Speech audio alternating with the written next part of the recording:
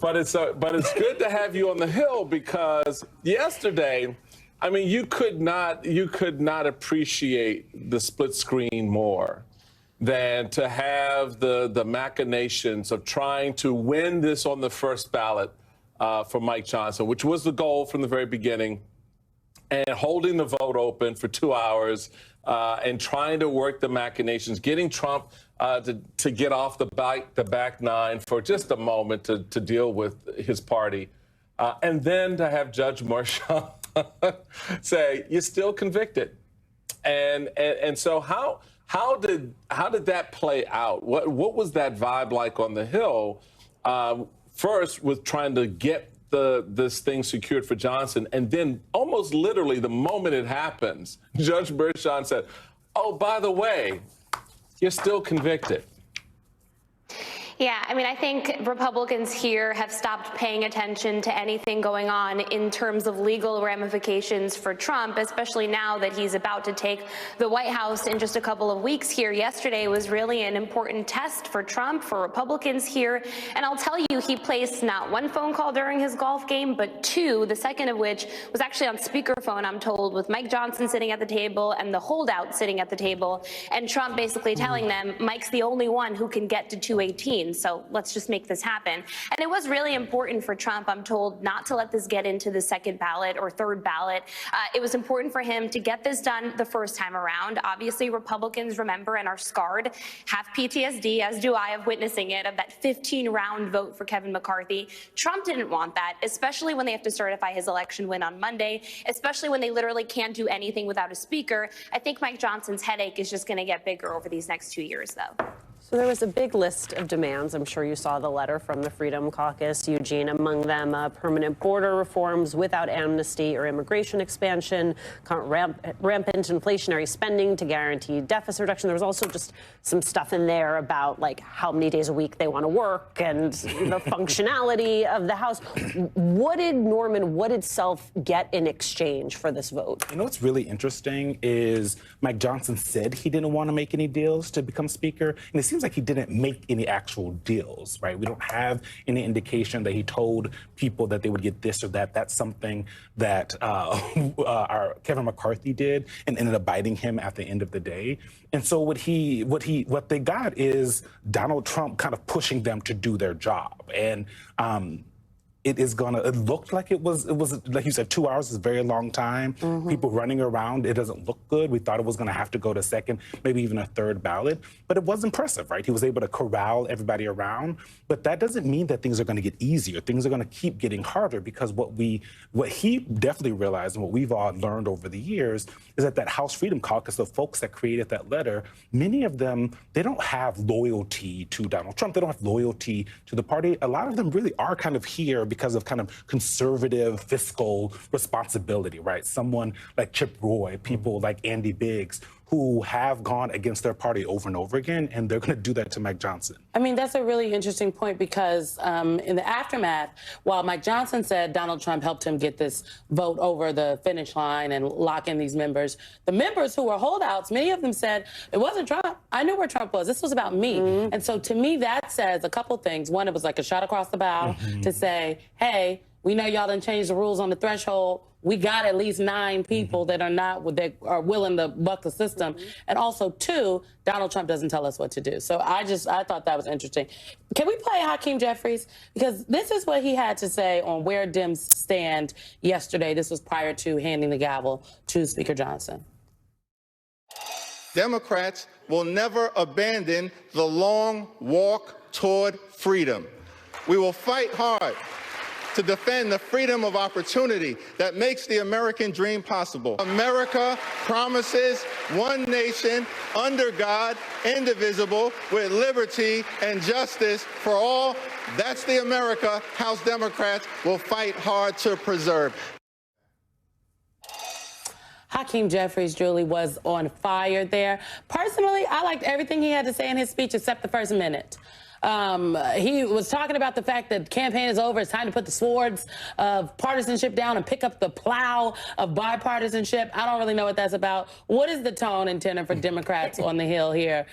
Because in one breath, they're like, we want to work together. But then in another breath, Mike Johnson is like, forget everything y'all talking about. America first. Help me understand. I love that you have notes for ChatGPT. Oh, yes, I do. Yes, I do. Sorry, Julie, go ahead.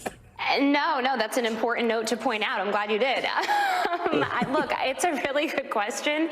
I think that this is just going to be an incredibly long road the next 2 years because Republicans led by Trump do not want to work with Democrats.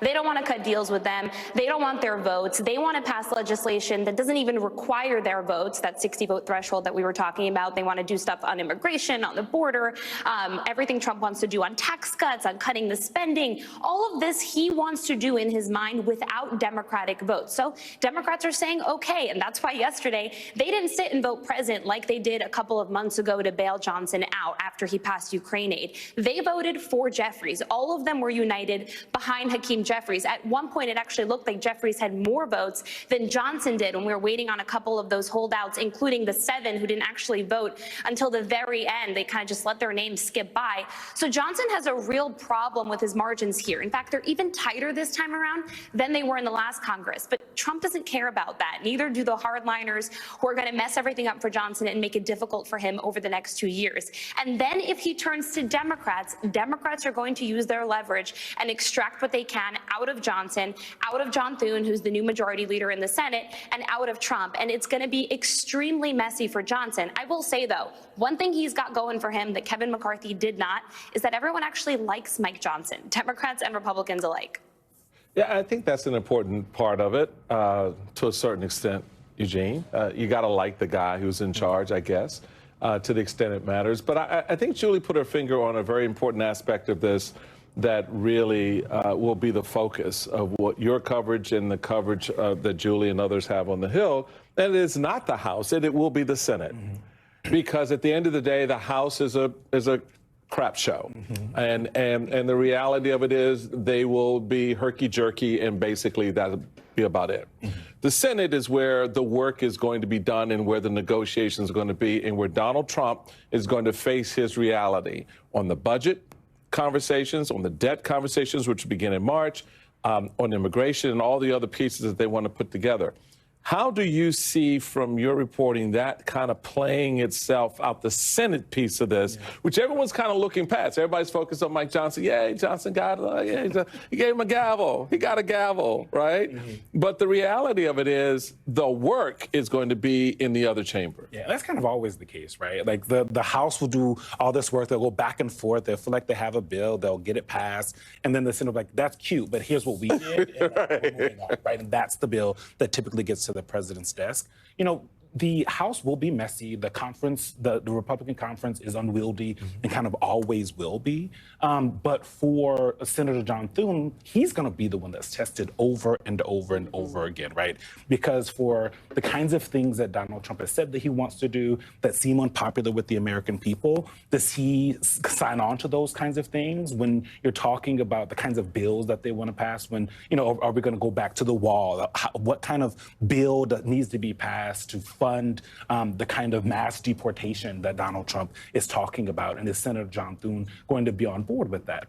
Senator John Thune, interestingly enough, is probably the most establishment figure in Republican politics right now that's a leader, right? You're looking at Johnson, who's not that. Donald Trump isn't that. Any of the leadership around the Republican Party are very MAGA Republicans. That's not who John Thune is. And so he's probably going to be a thorn in the side of Donald Trump over and over and over again, unless he decides not to be, right? But he has a future past the 4 years of Donald Trump, and he has to figure out what his legacy is. And his role, to that point, becomes more important because in 26, Senate Republicans have to defend that majority. And they need to grow that majority. And unfortunately for them, they have more seats up than Democrats do. That's why John Thune is out here like, I'm keeping the filibuster. Actually, literally, I just want to be clear, like the institution. Okay, Senator, we see you, sir. We see you.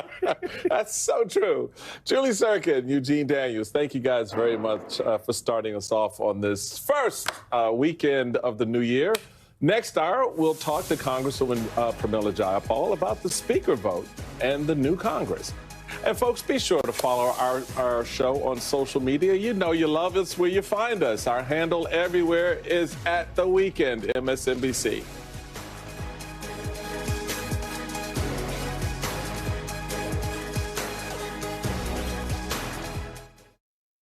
Each week on my podcast, I'm joined by uniquely qualified guests who help me take a big picture look at the issues, like Representative Jasmine Crockett, late night host Seth Meyers, former Attorney General Eric Holder, and many more. Why is this happening? Listen now. I have to find a babysitter. I have a lot of questions. When can they start? Today? Now? How about Saturday? Are they background checked? My wife and I haven't been out in a year. We need a date night. No offense. Find all the care you need at care.com. We know there's not enough time in the day. That's why at Sprouts Farmers Market, we make every interaction feel simple. A sense of ease in making healthy and delicious choices, even on the busiest days. Because Sprouts gathers the freshest produce and most delicious snacks for your dietary needs. No matter how you shop, discover that Sprouts feeling. In-store, pick-up, delivery. Discover the difference. Sprouts Farmers Market. When you're hungry for better-for-you choices, feed the feeling. Shop now at Sprouts.com or the Sprouts app. If you know luxury, it's not just award-winning, it's rewarding. Saatva Mattresses supports all types of sleepers. Luxury is handcrafted and assembled in American factories and brought directly to you with our complimentary in-home delivery and setup service. Which is why over 90% of customers would recommend Saatva to friends and family. Saatva, luxury mattresses made affordable. I have 2 flights trying to land on the same runway. Pilots were cursing me out in Finnish, an in-flight vegetable lasagna food fight over Poughkeepsie, and my kid needs extensive dental work! But I just found out how much house I can afford with Better, so I have one less thing to worry about. Kapteni Alehelia! Give yourself one less thing to worry about. Get Better Mortgage! Stay informed on the biggest issues of the day. MSNBC has you covered wherever you are. Watch, read, and listen.